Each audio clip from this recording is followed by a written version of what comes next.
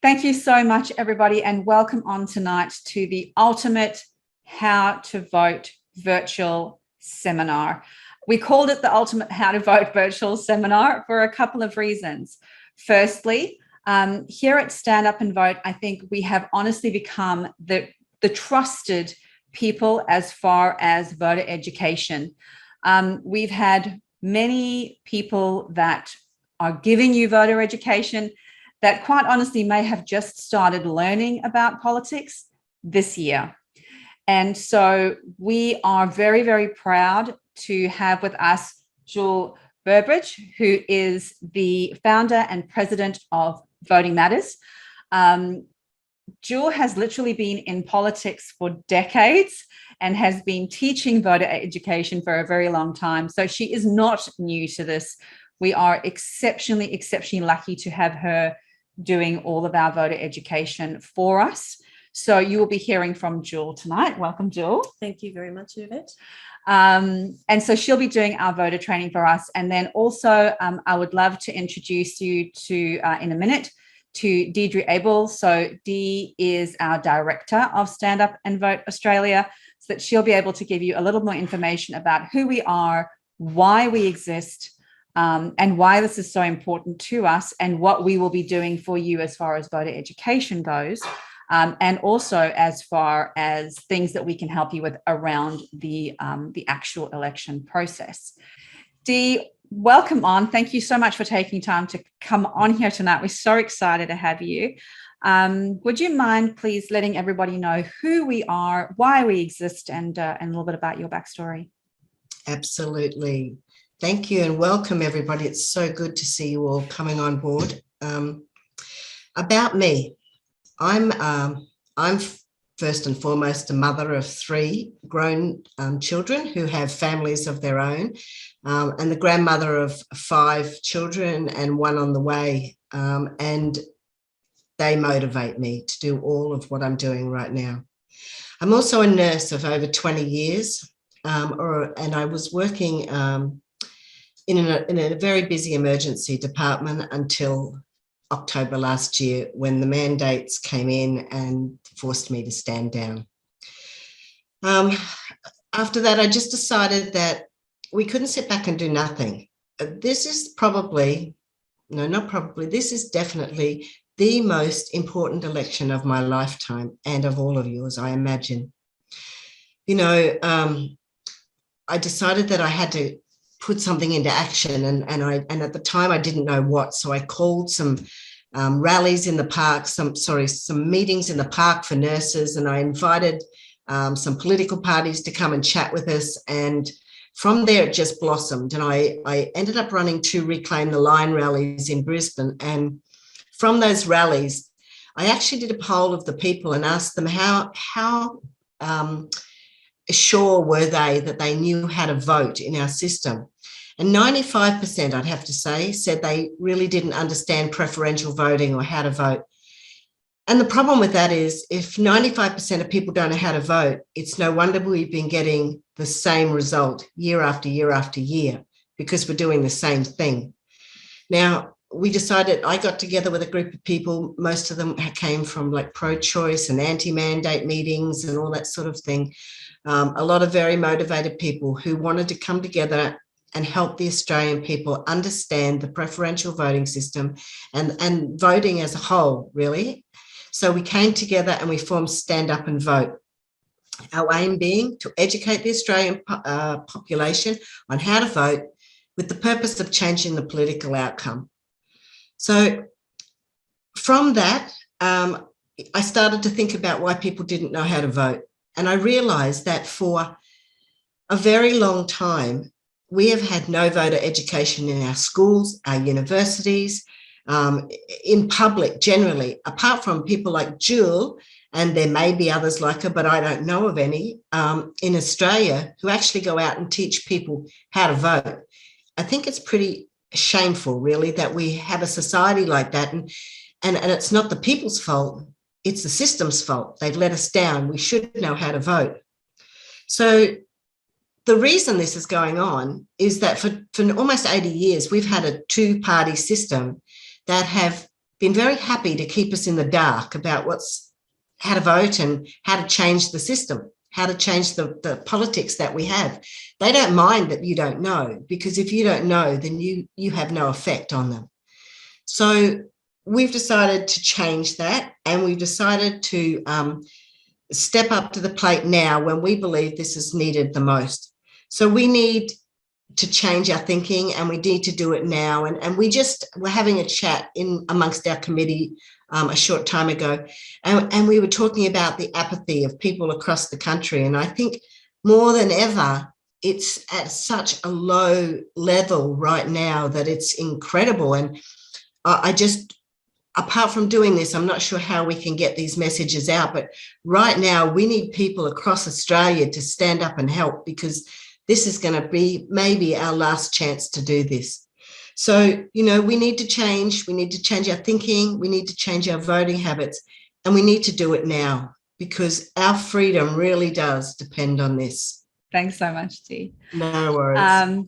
All right. So, everybody, we are going to head over to Jewel. Welcome, Jewel. Thank you very much. Thank you for inviting me. It's very exciting having her sitting right here. Maybe some of the knowledge is just going to osmosis into me over here, which is excellent. It's actually, dare I say it, it's awesome. It's awesome. It's awesome. Bit of an in-joke. Amazing. Yeah, I say that a lot, I'm told. Yeah. So over to you. Would you like to tell us a little bit about yourself, and then we can head straight into the presentation? About myself, I'm a retired management consultant. Prior to that, I was a TAFE teacher, and prior to that, I was a secondary teacher. And retired. I had been involved in politics in the 90s.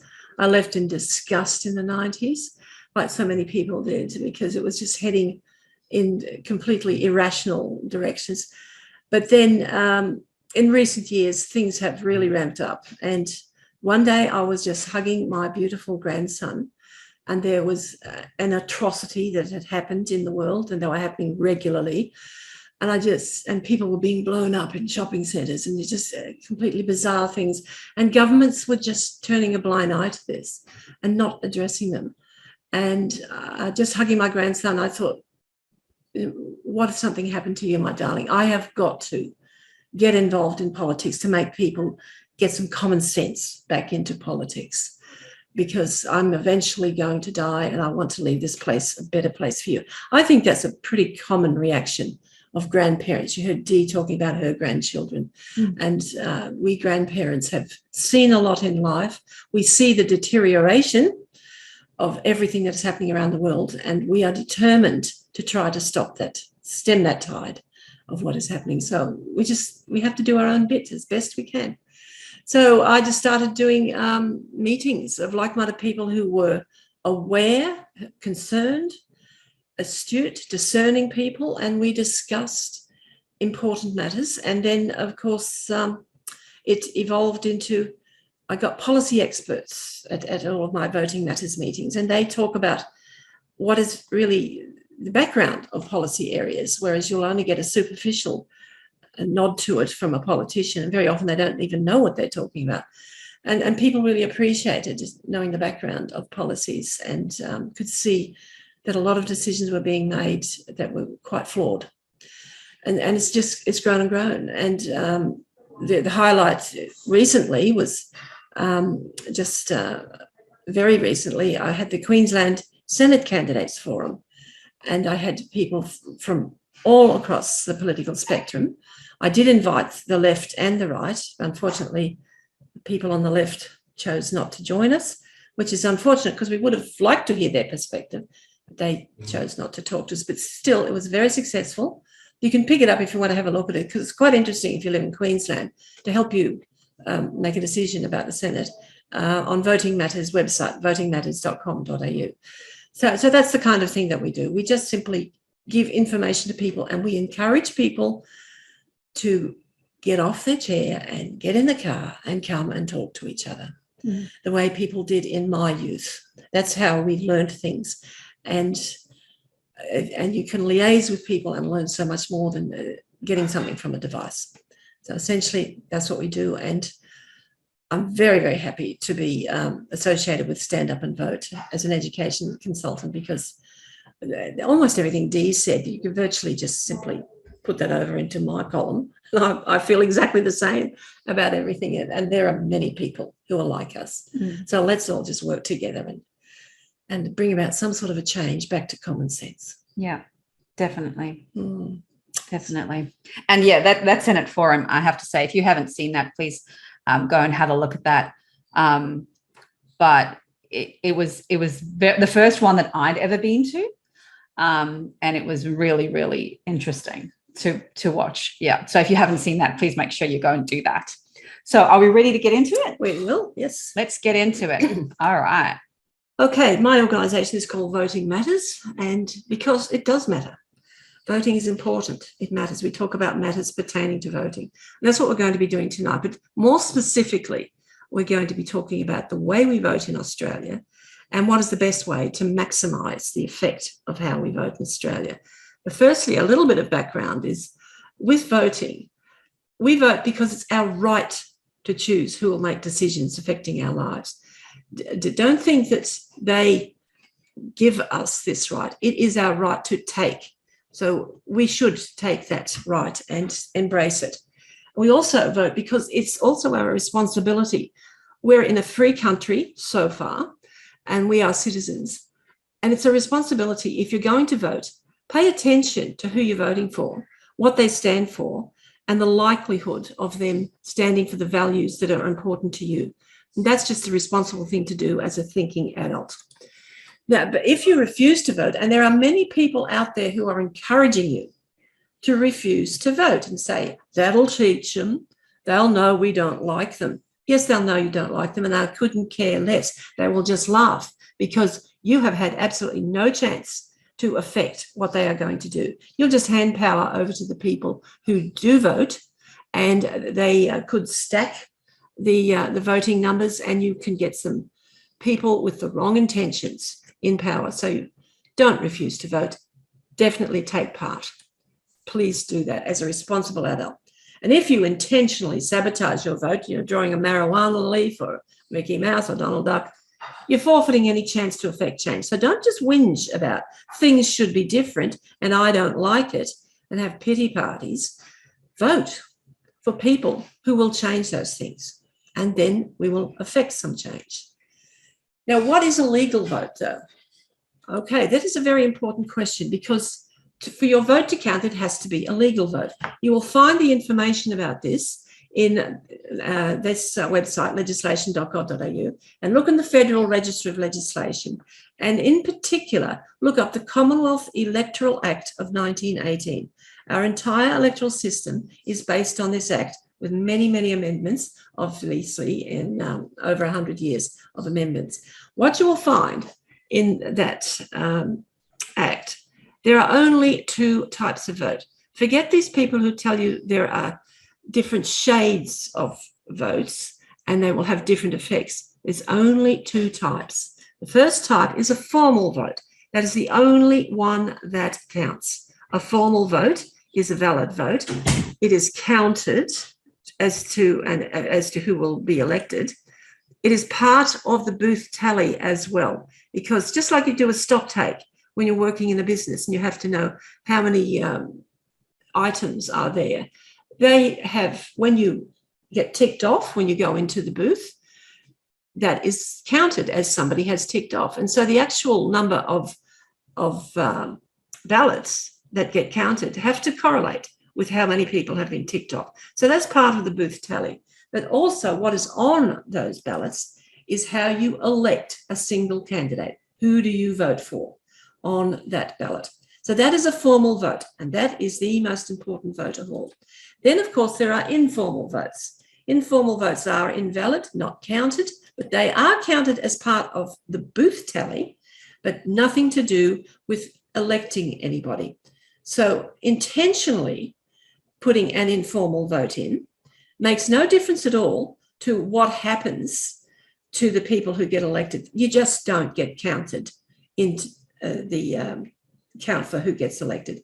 So don't be silly and throw it away. Have your say and make sure you do everything according to the instructions and make your vote formal. Okay, it's pretty simple, but you'd be surprised at the really funny messages that are out there at the moment. So please ignore them. And if people say things, ask them to show you in the Commonwealth Electoral Act 1918 how they can substantiate what they're saying. You'll find that they can't. It's just nonsense what a lot of them are talking about. And if you want to do some more research, the AEC, the Australian Electoral Commission, on their website, aec.gov.au, has a very good section about learn about elections. And in particular, the Scrutineer's Handbook, which is very important to people in political parties and those who scrutineer the actual vote count, is really comprehensive about what is formal, what is informal, and there are many, many other resources about voting. I'm quite impressed with the effort that the AEC has gone to educate the Australian public. And there are things there for schools as well. You might encourage your children's school to have a look into this, to teach the children before they leave and become 18 and vote. Okay, so that's where you can find information. But just before we get into how we vote in Australia, consider what happens in other countries. There is a method called first past the post voting. It is used in the UK and many other countries around the world. Its sole goal is to achieve the highest vote count. You do not have to achieve a majority. That is, you do not have to get over 50% to be considered the elected candidate. Just take this example, for instance. If you had an election and the first candidate got 20%, the next one might have got 19%, the third one, another 20%, and another one, another 20%. That just leaves just 21%. That 21%, that person who got 21%, they're the winner. With just 21% of votes, they become the elected candidate. And that means 79% of the people probably don't like them at all, but they have to put up with this person who got just 21% of the vote, even if their ideals are diametrically opposed to all of the other people who put up their hands as candidates. So you just get one chance if you have a first past the post voting system. In my opinion, it is definitely inferior to the system that we have here in Australia. In Australia, we have preference voting. Its goal is to get an absolute majority, and I will expand on that later, but you've certainly got to get over 50% to be able to be elected. Now, it's extremely rare that an individual will get that on the first, when the ballots are counted. Extremely rare. So we have this preference voting to help people who may be ideologically allied with your favourite candidate and who will get a chance to also get in. And I'll just explain that process as we go through. You will notice, and you will probably remember, having voted before, that in the House of Representatives, you have to number the boxes, in this instance 1 to 8, because there were 8 candidates in this particular electorate, in the order of your choice. You rank them, number 1 being the one you like the best, number 2 the second best, third, etc., right down to the last one, number 8. Your primary vote, that number 1 vote, is the most important vote. You must, if you want to affect change in this country, and if you've been voting the same way your whole life, you must consider, should my primary vote go the way it has gone before? Do think about that. The second preference, the number 2 vote, is the person you think is almost as good as your favourite candidate, and that will be your next best choice. That too is an extremely important vote because it will determine how the tally for your ideological side, the direction it goes by the way you direct your second preferences. And you will find a lot of people talking on the media about how the parties preference another party, and they have all sorts of opinions about whether that was a good idea or a bad idea. But something they don't often talk about, but it is equally important, is the last vote in the number of votes in your particular ballot in your area, because that is the person that you just cannot stand the thought of them getting in. So don't give them a chance. You've got to vote for everybody and put a number against them. Give them the last one. So you will cut out their chance of being elected. And you'll see in the process why they cannot get your vote out of you. So that's a rather satisfying thing to do. And it's a very important thing to do. So remember, your number one, your number two, and of course there's 3, 4, and they're important as well. But your last vote is just as important because you really don't want that person being elected. And this is called a ranked voting system. What's good about it compared to first past the post? It extends your vote's influence all the way down to the very last. You have an effect by your vote. So don't do a dummy vote. Please pay attention and get it right. Okay, that's the preference voting system. Now we're going to look at a case study of the preference voting system. It's on the AEC website, and it was in the electorate of Denison in Tasmania in 2010. Doesn't exist anymore, but this was an actual election result. And it's an extremely good example of the power of preferential voting. So there it was, 2010. The ALP had held Denison since 1987, 23 years. It was ALP Heartland. The man's name was Duncan Kerr, and he simply retired. So it was a case of, in this electorate, we're going to start again. Of course, the ALP felt very comfortable there because they'd been in power in that electorate for 23 years. There were 5 candidates who stood. 4 came from parties, one, of course, being the ALP, and 1 independent. Not very many people at all. There were 64,859 formal votes recorded. And remember, they are the only ones that get counted, the formal votes. But there were also 2,435 informal votes. And we will see later how those informal votes, had they been done differently, could have made a difference to the result. So what happened? The result was, there were 64,859 votes recorded. That is 100% of the votes, formal votes were recorded. So that's what we're looking at to get a result. And to get elected, you have to get 50% of that plus 1. That's actually written in the legislation, 50% plus 1, which is, of course, more than 50%. That is known as an absolute majority. That is over 50%. Therefore, you needed 32,430 formal votes to be able to be elected. It'd be nice if you got them on the first count, but that very rarely happens. Now, if no one has an absolute majority, the candidate with the lowest number gets eliminated. And their preferences, remember I said how important their second preference is? Their preferences get distributed out to who they chose as their second preference, and they do a second count after they have done that. Those counts continue until one candidate has an absolute majority, which is what we're heading for. So the end result is Andrew Wilkie, the independent, not somebody from the parties, not Labor Heartland's ALP candidate, an independent got elected.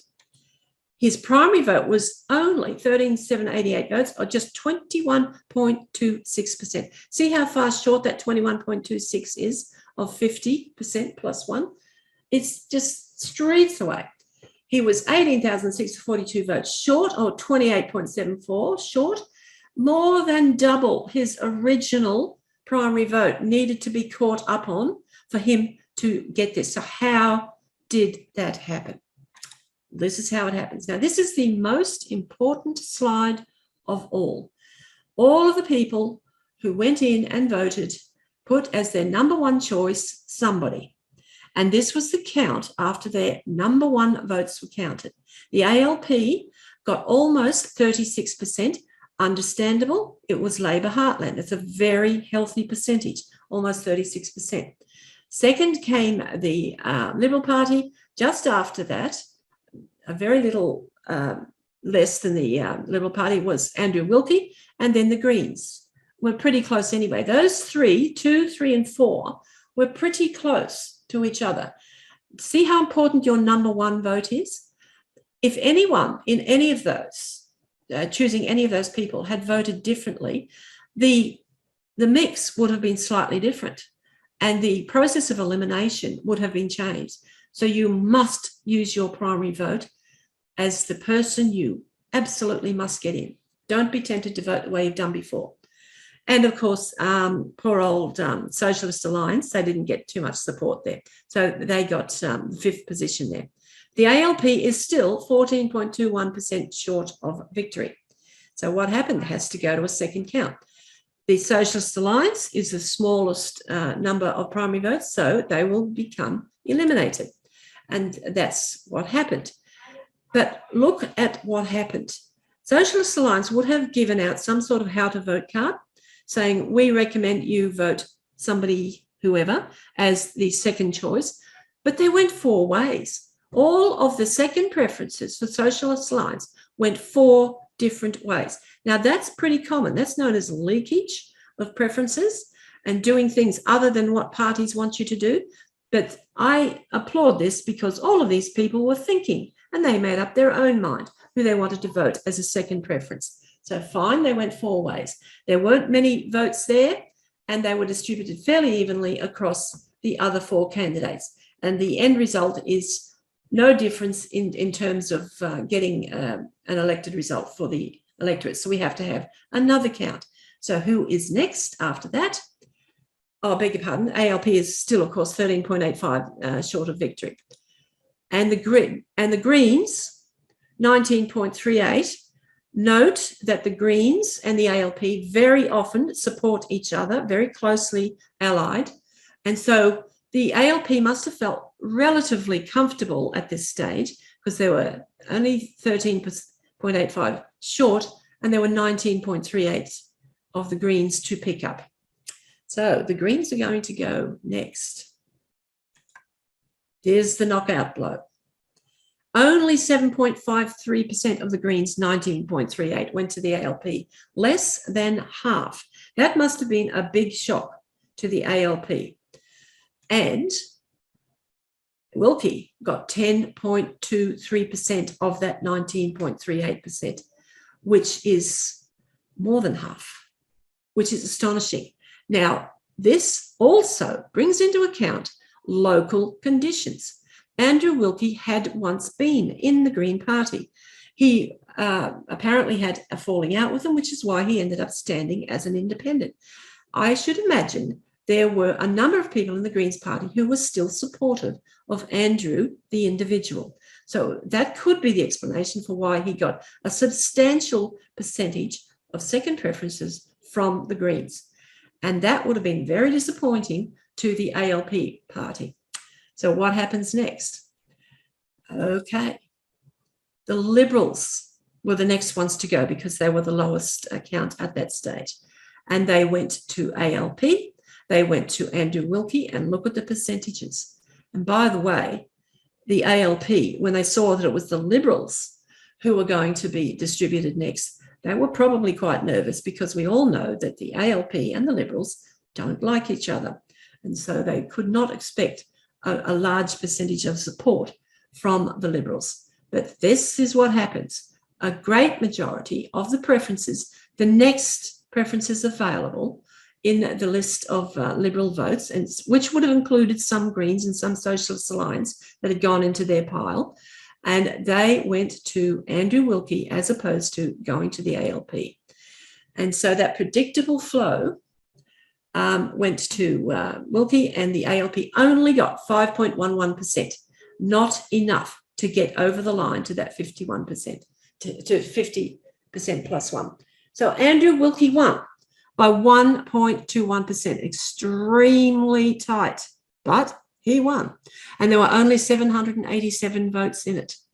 But take note, 2,435 informal votes were registered in that particular electorate. That would have made an enormous difference to the result had those informal votes been correct and had gone to any of the other candidates, particularly to the ALP.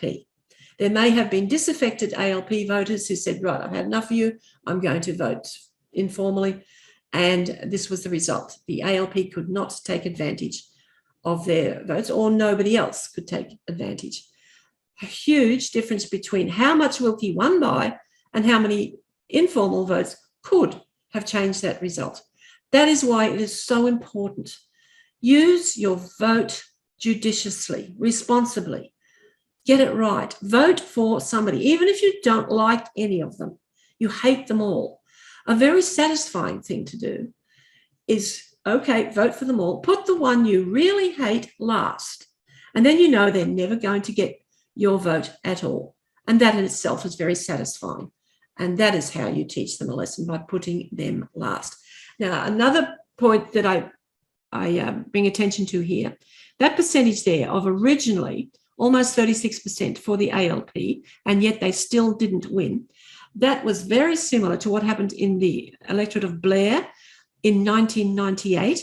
Pauline Hanson ran there in the federal election, and there were Labor, there was Liberals and Nationals, because they were separate parties at that time, and a few other parties.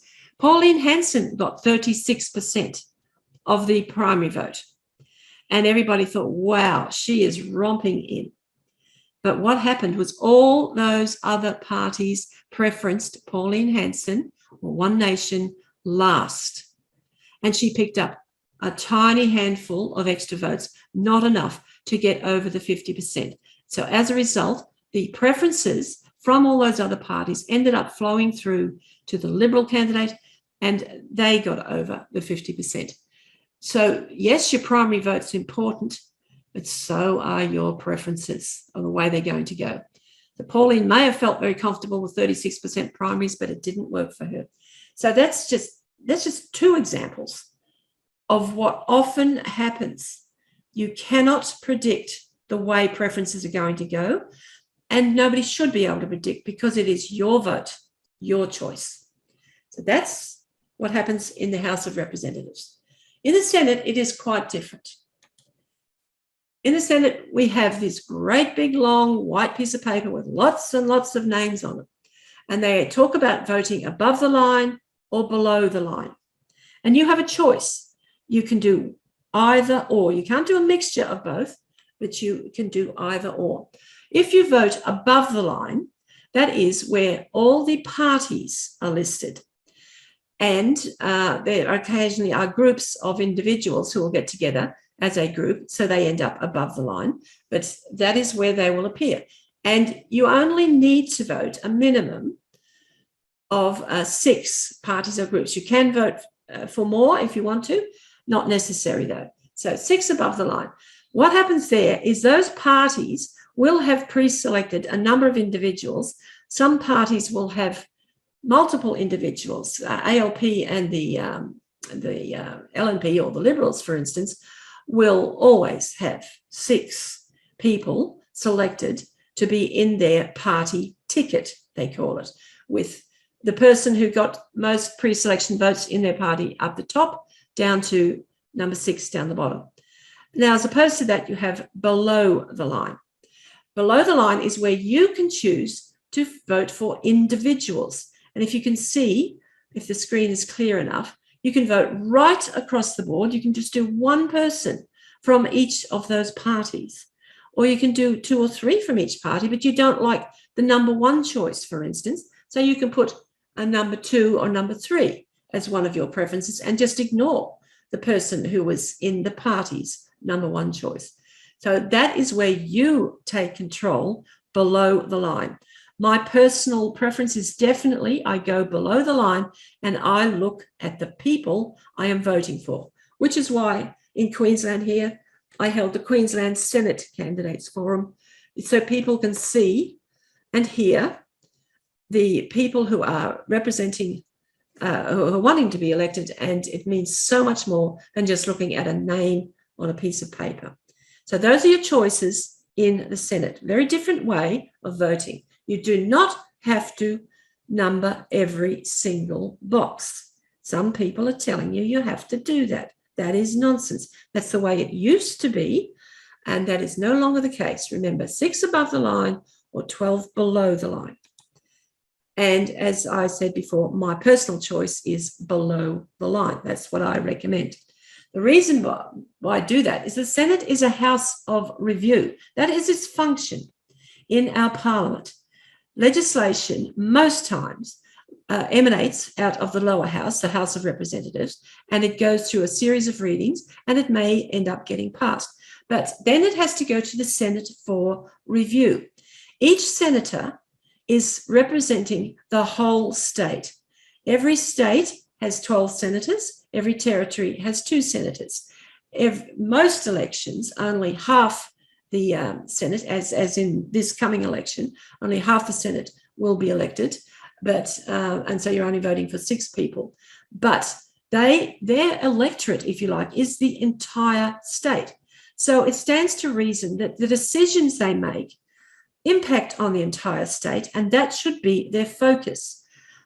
There should be no place for political parties in the Senate. I make that very clear. I'm kidding myself, of course, because political parties determine the way most senators vote, and they dictate to them how they are going to vote on legislation. And that, I think, is an absolute travesty.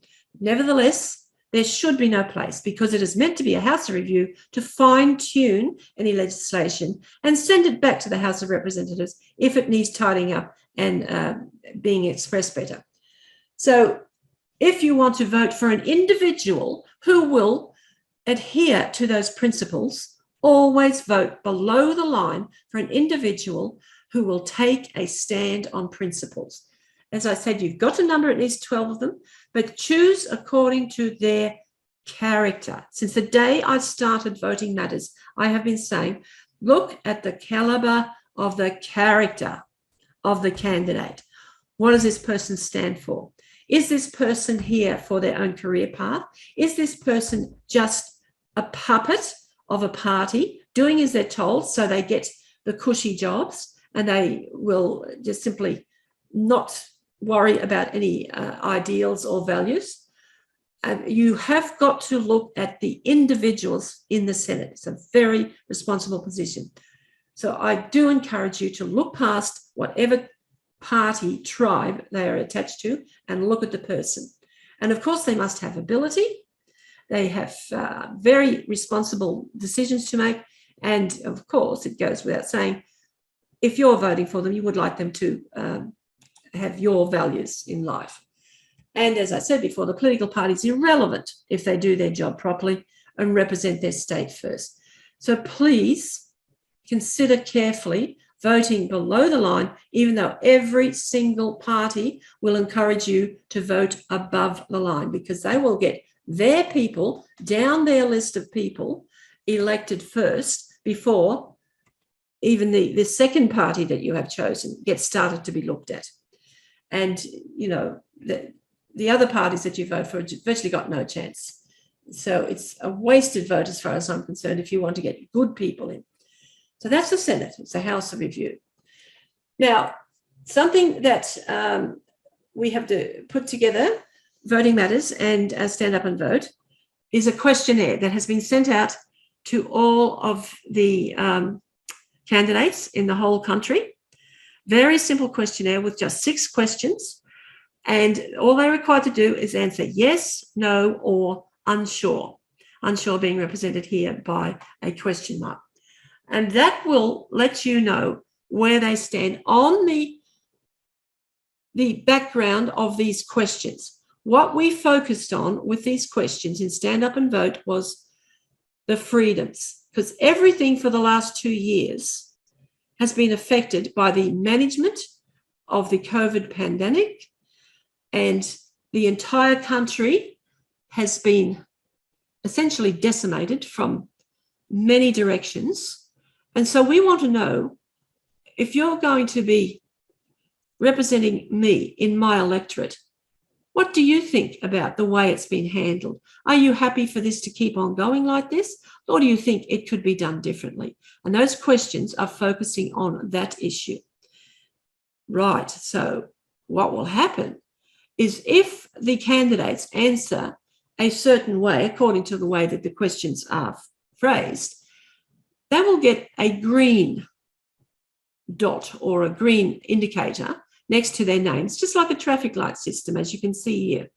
If they answer and for the concept of freedom, in a way that would embrace freedom and protect freedoms, they will get a green dot. If they're a little bit each way, they will get an amber dot. And if they are perfectly happy for the way things have gone and the way things have affected people, they will get a red dot. And so they will be ranked on the Stand Up and Vote website according to their answers. You'll be able to see this for your particular electorate. But even better, you can see on the left-hand side at the top is that same diagram again. We will give you the list of the candidates in your electorate.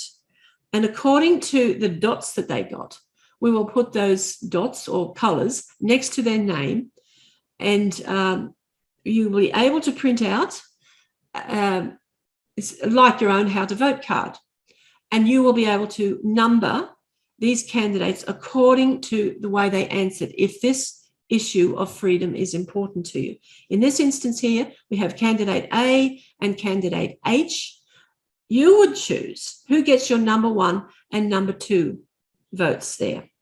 We don't tell you who to vote for. We just give you an indicator of the types of candidates and or their parties that they're attached to who would think the same way that you do in terms of this issue of freedom. We show you the ranks and you choose the ranking order in each colour group. So in this instance, there are 4 that got red dots. So you choose who's going to go 4th last, 3rd last, 2nd last, and the one you hate the most, they can go last. So that is your choice, and we just assist you with guidelines as to how these people stand on the issue of freedom. So that's what we've come up with. And do have a look at the Stand Up and Vote website, standupandvote.com.au, and you will see there is a watch this space on the homepage, I think, and you will be able to choose your own electorate and find out the candidates in your electorate and where they stand. Now, just some things, I know we're getting questions soon, just some things that often come up. And I think Dee pretty well covered this in her talk. Why should we vote when we just keep getting the same results? Well, you should vote because you've got to be counted in the ones that are going to elect somebody. So don't just hand it over to somebody else to get their vote counted and your vote's not counted, because you won't have any say in who gets up there. Should we take any notice of the how to vote cards handed out at election polling? For comparison purposes only, I would suggest. You will be able to do your own how to vote card from Stand Up and Vote. Compare it to the way that the party officially has given you a guideline of how to vote for their party, and, dare I say it, the deals they have done with other parties to put preference numbers according to the deals they have done, which is not necessarily a reflection of your ideals. But you will see that the Stand Up and Vote how to vote card will definitely reflect your ideals in terms of freedom. And if you don't like any of the candidates, I've mentioned this before, do it anyway, vote formally anyway, and just make the one you hate the last, the one that is the least worst option, which is a very convoluted way of expressing it, but they can be your number 1, and then just go down the list and just at least get your vote counted as a formal vote. Cannot emphasize that enough. So please don't do dummy votes. Be responsible. Get involved in the count. Research. If you want to do research, these are the websites that I referred to before. If you want to learn more, take the time to do this, and you will find that we have a very sophisticated voting system in this country, despite all the misinformation that is out there. When it's actually, when you see it in black and white, it's probably one of the most sophisticated in the world and the most thorough in the world. So, okay, get involved and vote responsibly. Thank you. Thank you so much for that, Jill. I hope you guys, I always learn a little bit extra every time. I've seen this presentation a couple of times. Usually we only get to do them live at various events, and we always get great responses, especially from the leaders of the various freedom parties who really want you guys to understand how this works. So we're so excited to present that to you tonight. And I think something that Jill has said from the beginning that really resonates with me is to really pay attention to the quality of the candidates and get to know them.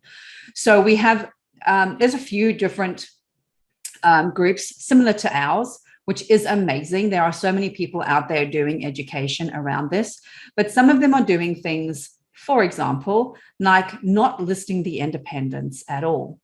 And so again, there may be an independent in your electorate that is classed to be with your preferences of what you think are important. And so it's good for you to know that. And the same thing with the put the sitting member last thing, right? We've had a lot of that. I'd love for you to have a little address on that one. You have to be responsible with this. There are some individuals in Parliament at the moment, at every level of government, who are doing a sterling job. They are standing up on principle. Very often they are at loggerheads with their own party on principle. A recent example is a senator in Queensland who is taking an extremely strong stand on the adverse effects of the vaccine. And his party is not happy with him, but he has stood his ground. That's the kind of person who will stand on principle that you can admire. Now, he is not standing for election in this particular election, but if he were, why would you not vote for that person, even though he is in one of the major parties? You can't ignore a job well done. So you have to go on a case-by-case basis in every state, as in terms of the Senate, and also every electorate. If you've got a candidate who you know is trying their hardest to stand up for the right thing, don't punish them just because they're in a political tribe. Just please think very carefully and look at the other ones who are available as well and preference accordingly. But don't just have blanket rules. It's just not responsible.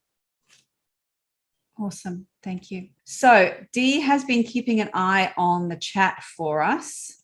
Dee, do you have some questions that people have asked that you may want to put to Jewel? One of the questions was, will postal votes get lost on the way? Oh, well, anything's possible physically. There are supposed to be some really good mechanisms in place and really good protocols, but, things do happen. Postal votes, I would definitely, if you can avoid them, please avoid them and try to get along to pre-poll if that's possible. But if you can't avoid them, please do not. Look at the ones that are being sent to people by the various political parties with a return envelope with their political party's address on it. If you're going to put it in an envelope, there is another reply address for directly to the AEC. So make sure that you send your postal vote back directly to the AEC and don't let it go through the middleman of another political party. It's none of their business how you voted. Go send it straight to the AEC. So, postal votes are a necessary evil. Anything is possible about they can get lost, but, well, all you have to do is hope that they don't if you're forced to do it. The next question is, will stand up and vote reveal who's preferencing who? No, that's the party's job. They have their own how to vote cards. All stand up and vote will provide is that traffic light system. And we are looking at freedom issues and the stance of those individuals and parties on those freedom issues. There are multiple issues in an election. Listen to the nightly news. They're talking about everything but the freedom issue, I might add. But you just can't address them all. But in terms of the effect on this country, the enormous effects on so many people and the ongoing threat of those effects. Remember, these states of emergencies in the states are still in effect. So they can just as easily bring back those lockdowns and mandates and all those rules again. So that's the kind of thing that those questions are asking. That's all we are highlighting. It's your choice about who to preference. How is the number of senators determined when we choose 12, but only 6 places are up for grabs? There are 12 senators, and it has grown over the last 100 years that half the Senate is elected every time. Instead of throwing out all senators every single election, just say they all got thrown out and you'd be starting with 12 brand new senators. There is that continuity in the ones who are left, the 6 who are left each time. So only half the Senate gets elected each 3 years, and senators sit for 6 years. And that is another reason why it needs to be considered as a house of review, where wisdom comes into play and experience. And that is just part of the process of just hanging on to some of that experience every 3 years. And the rest of that question was, or similarly when voting for a party above the line. So I'm assuming what they mean is if you vote for a party above the line, how are we voting? How are they voting in the places of those? Well, they have their own pre-selections in their own parties. Somebody gets the number 1 spot, number 2, 3, 4, 5, 6, etc. And so when you vote for the party above the line, that group gets a vote. And if an individual gets what is known as a quota, which happens to be the rule is the number of senators being elected plus 1 and plus 1 more divided by the number of places. And so that works out in this particular election as about 14%. Okay, so if that group of people got more than 14%, that person at the top of their list would get a quota and would be elected. And there would be surplus votes left over if they get more than 14%. And then they are distributed down their list, all the way to the bottom of their list, right down to 6 people. So you can see that those extra votes that they got are not really going to spill over into any other party at all. They're going to stay in that party. That's why the parties want you to vote above the line, because they keep a hold on those votes for that group of people. Even when they get their quota, their surplus votes will still go to their people. It is very complicated, and I probably am not making a lot of sense. You do have to study this, but just rest assured that they only have to get 14%, just over 14%, to get a quota. And that's why if you want a person from one party to get a quota, vote below the line from them. They may get that 14% from a lot of individuals. And another person who you think is almost as good, it can be in another party entirely. So you give them your number 2 vote, and etc.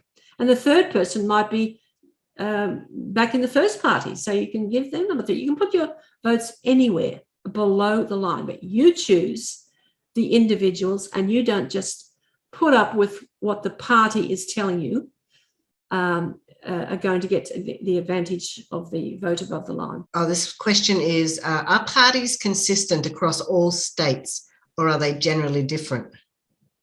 Every party in every state is a separate entity, and they have their own, they are a corporation, and they have their own rules, and they answer only to their own constitution in each state. There is no national body of any of the parties. They will get together for a conference and swap notes from all of the states, but every one of them is a separate entity in every party. Interesting. I learned something too. There you go.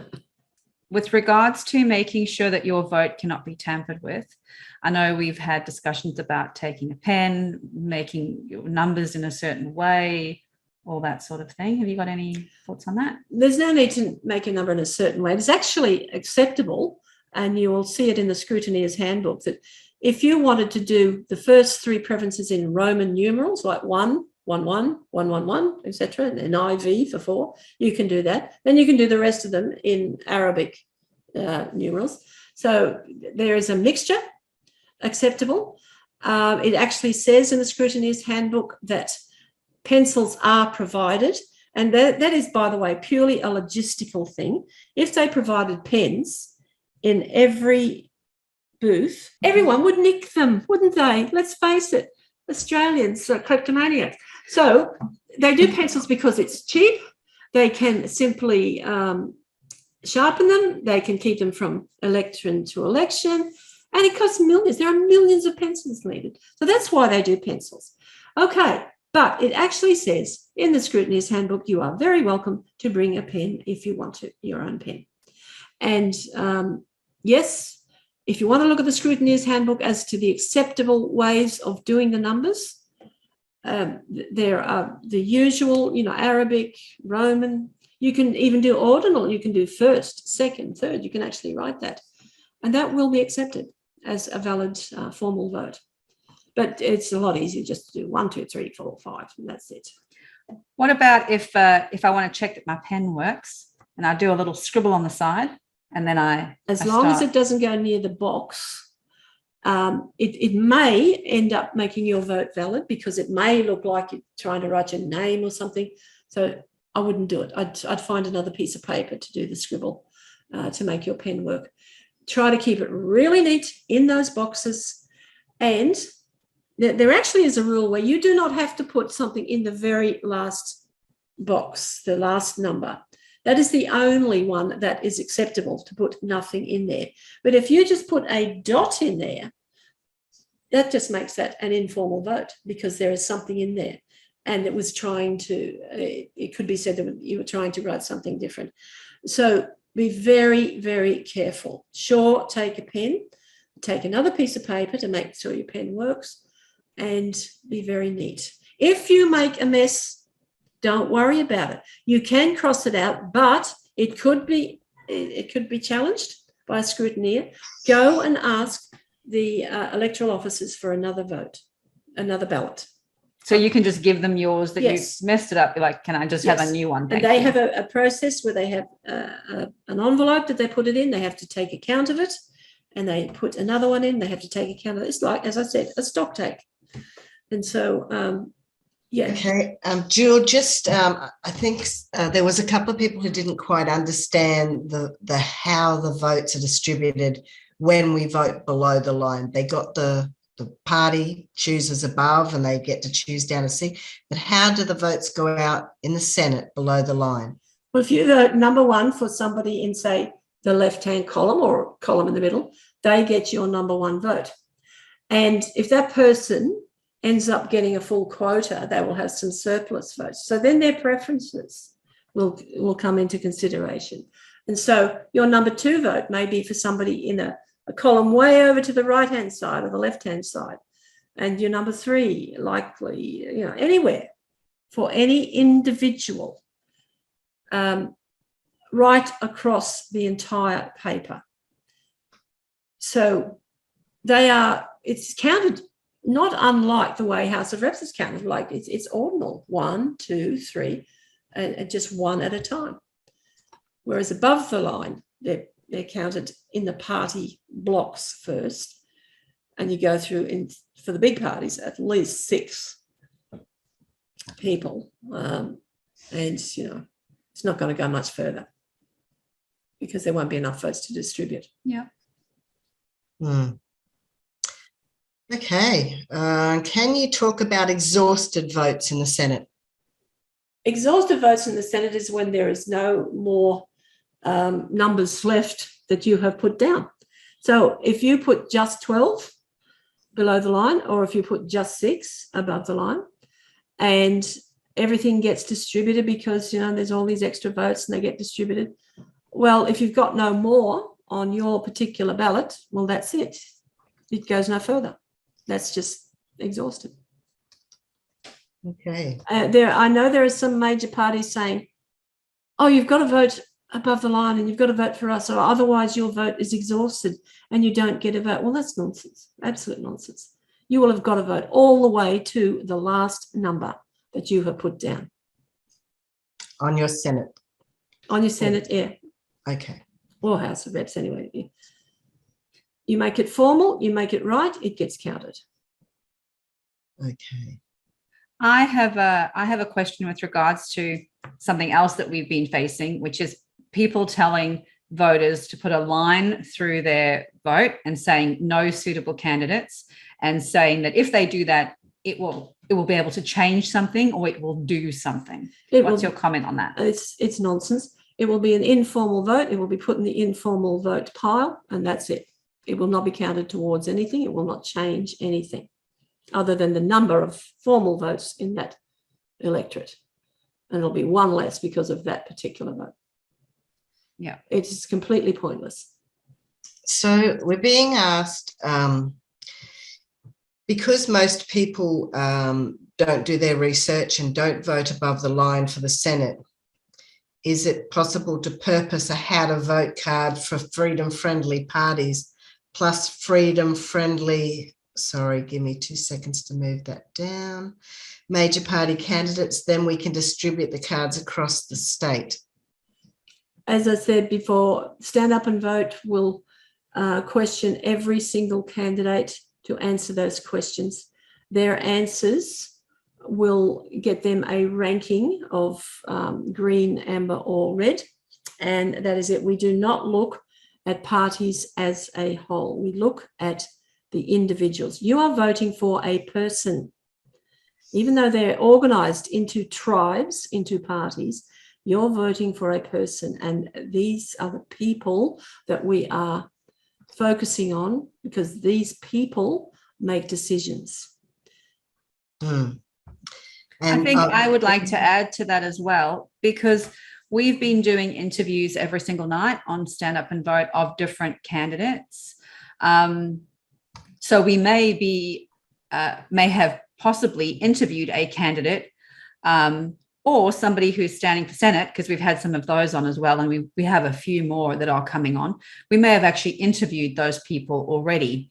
However, with most of the sort of freedom parties in general, they really, really struggle to get onto mainstream media. So that the way that they're trying to reach you, all of them, is through social media. And so I can guarantee, if you have a look to see who your candidates are, and you can find that out simply by going onto the AEC website, and on their homepage, there's a box that says, who are my candidates? It's really as simple as that. And you just put in your postcode or your address, and all the candidates are standing in the House of Representatives and the Senate will come up for you. So you can literally go on Facebook and search for them. Just put them in. And I can guarantee you they will have interviews that they've done, just speaking to the camera. The same way as, you could Facebook stalk anyone, I would recommend at the very least you Facebook stalk your candidates. Because very often they're on Facebook Lives, they're saying where they're going to be, but they're speaking to you, and you can get an indication of what kind of person they are, sometimes based on that at the very least, if we have not gotten around to interviewing them, or if they have not been quick enough to book an interview with us. And certainly with the people that are standing in the Senate, I mean, I can't think of one of them that has not been very, very active on social media. So you should be able to find that information of them. You just have to make an effort to do that. And so I have been quite blunt personally in saying that this is not the election to be lazy. That's why we don't give you a standard how to vote card that gives you a blanket answer. It's really specific. And if there is ever a time for people to get into action, it's right now. It is worth it for you to take the effort to find out about your candidate. It is worth it for you to take the time to find one that you like and actually go and help them. It is worth it for you to take the time to figure out how to be a scrutineer and learn how to do it and offer some time to do that. Most of us, I would put myself in that box too, have taken hours out of my time to march at rallies and like entire afternoons. If you could take just some of that time and offer it to a candidate in your area and be part of some empowered action where you feel that you can really contribute, you guys can really make a change in this. really make a change, especially if you're being a scrutineer. This is, I would say, so important to make sure that we have eyes on what is going on. We've never had so many people interested in the outcome of an election before. So whatever sort of, skullduggery and hijinks may have happened in the past has been really easy to do because there's not really people there who care enough to keep an eye on things.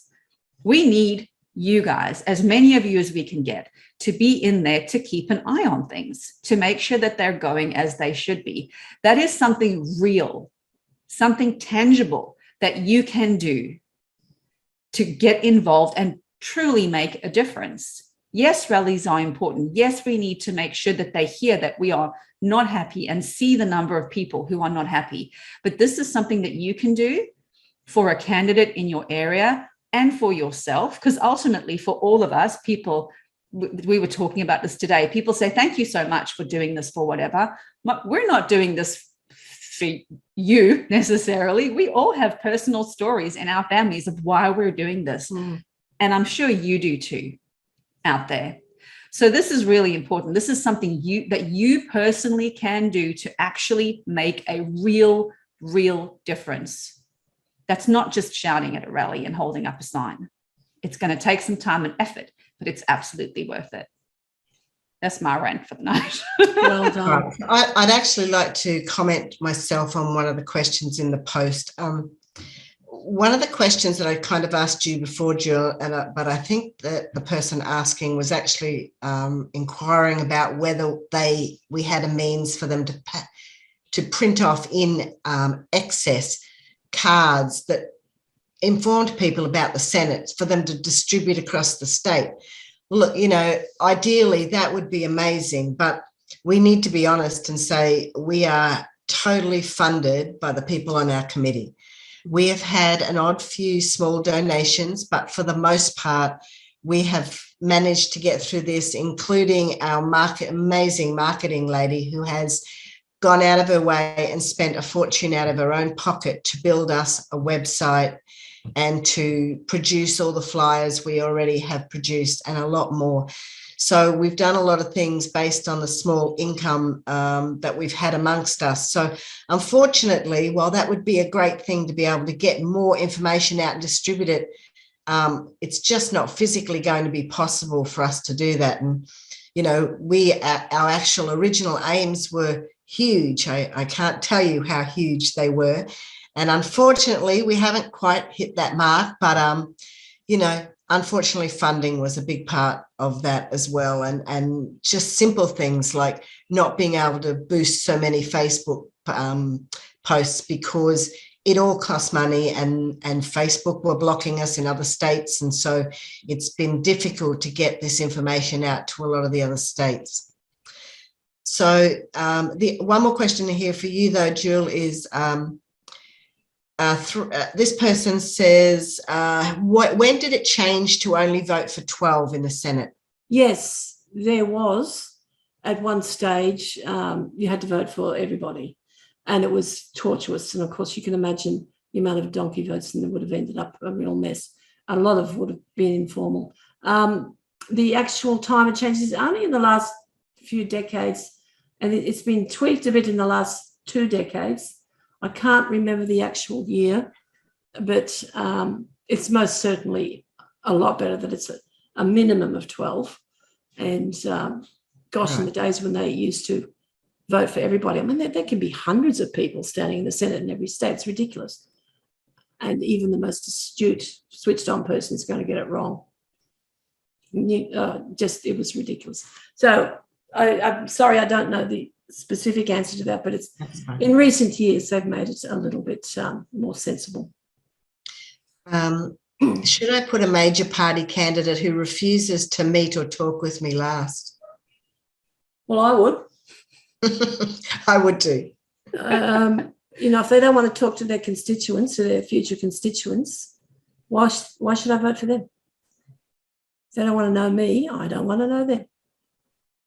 That's just really poor. If they're going to do that, if they think they're above talking to the public, they do not deserve to be elected. Correct. Is there an advantage voting below the line to vote for up to 25 candidates as opposed to just 12? It certainly doesn't exhaust your vote, to refer to another conversation, and it'll keep your vote going if the counts. So there's not an advantage, but it wouldn't hurt. If you feel that there are 25 really admirable people, put them down. Because it depends on how many other people voted for them too. So of those 25, there may be one or two in there who get lots of support from other people too, and your extra may help. It's a very, very complex counting system in the Senate, but it is very thorough, probably the most sophisticated one in the world. And yeah, take advantage of it. I personally will sometimes put up to about 20 people. So somebody's asking about the fake independents. Should we be preferencing them above Labor or the Greens? Well, you have to define fake independence for yourself. I know a number of independents personally, and I know they are absolutely genuine people. So how do you measure whether somebody's a fake independent or not? You've got to talk to these people, find out where they're coming from, examine them, investigate them. So you can't just say just because somebody's an independent that they are a fake or they are a front for another party. And I do know that many of them most definitely are. You've got to do your own research in your own electorate. No one can make that decision for you. So if I had a look at somebody and I established for myself that they are a fake independent, would I put them sort of fourth last? Depends on whether, if you want to put the majors last, well, you would put them fourth last, wouldn't you? But you may feel that they are an extremely unsavoury individual. You might want to put them last. It's up to you. Yeah. There is, I mean, I know a lot of people are saying put the majors last and just make that a blanket rule. But as I said before, there are some individuals who are already in Parliament who are deserving of support. So you can't make it any blanket rules for any of them. Certainly in the Senate, that's the case, especially. Most definitely in the Senate. There are a number of really outstanding individuals in the Senate. And just to be clear about that, if there are candidates from a major party that you like in the Senate and you want to vote for them, that is not going to put their party into government. No. They have to have everybody else in the party being, but if you vote for them below the line, correct, they can get back in, and they can, dare I say it on this public forum, as Don Chipp said all those years ago, they can help keep the bastards honest. Mm-hmm. I think we might close it there, everybody, just to respect everyone's time. The only other thing that I would like to address is going back to the issue of volunteers and scrutineers, which every single candidate that we have spoken to, and we have spoken to many, are desperately, desperately, desperately short of, to the point that some of them cannot cover their pre-polling booths with people, and may have only one or two scrutineers, or perhaps none. So we are desperately short of those people. We have had people saying to us, I'd love to help, but I can't because I'm not vaccinated. That is another fallacy. If you work for the AEC as an employee, there is a requirement to be vaccinated. But at this point right now, unvaccinated people can certainly be scrutineers and can be volunteers. And even as a person, if you're from another country, you can still help if you're not a citizen by helping with letterbox drops and other ways of assisting, putting up call flutes, all sorts of things that you can do that you don't necessarily have to be a citizen to do. So there's lots and lots of ways that you are able to help.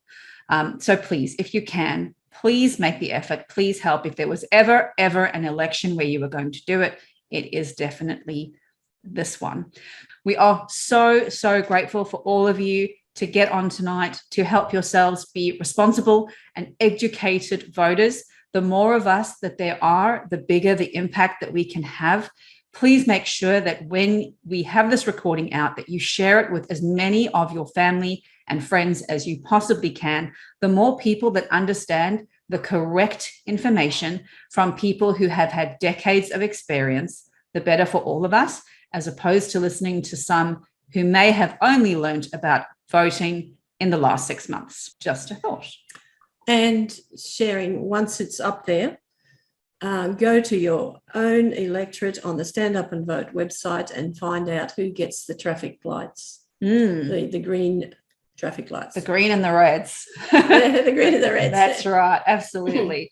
Thank you so much, everybody. Thank you for joining us tonight. And please feel free to follow us on our Facebook page. We are on Twitter. We are on Instagram. We're trying to make sure we reach as many of you as we possibly can in as many ways as we possibly can. So head on over there. You can see our Meet the Candidates interviews. We are interviewing some of the people who are trying to be elected into the Senate, so you can get a really good feel of them as well. Thanks so much, everybody, and good night. Good night. All right.